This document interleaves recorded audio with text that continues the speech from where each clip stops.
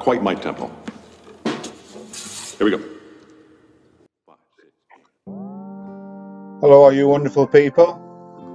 This is Mad Mick, bringing you content that you won't find anywhere else on YouTube.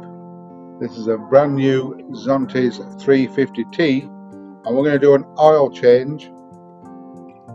Brand new video, just been released, and it's in Chinese subtitles because obviously they're just in sale in China at the moment. And as you can see, the guy's going to start doing it. It's basically a 14mm spanner to undo the oil nut. As you can see, he's not going to just stick the nut straight out, otherwise the oil will spurt all over the tight plastic. You're just going to finger tap undo it, and then just let it out slightly. The oil drains downwards. Clever sod, isn't it? Obviously it's a brand new bike and they're just showing you how to do it. So the oil's nice and clean. On your bike it won't be. But like I say, just undo it finger tight so you could now you're just checking the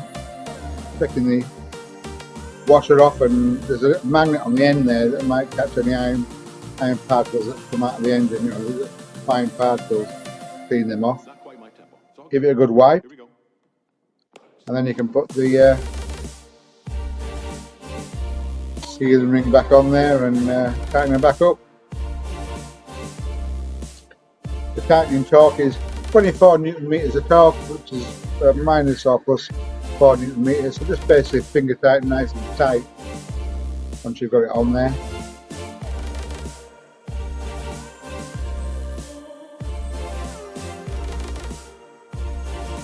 Now we'll look at the other side when it's tightened it up.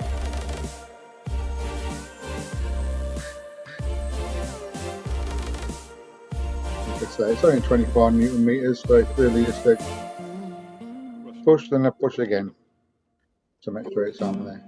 Ready? Okay. 5, 6, 8. Right, to fill the bike up, obviously, you want 10 watt 50.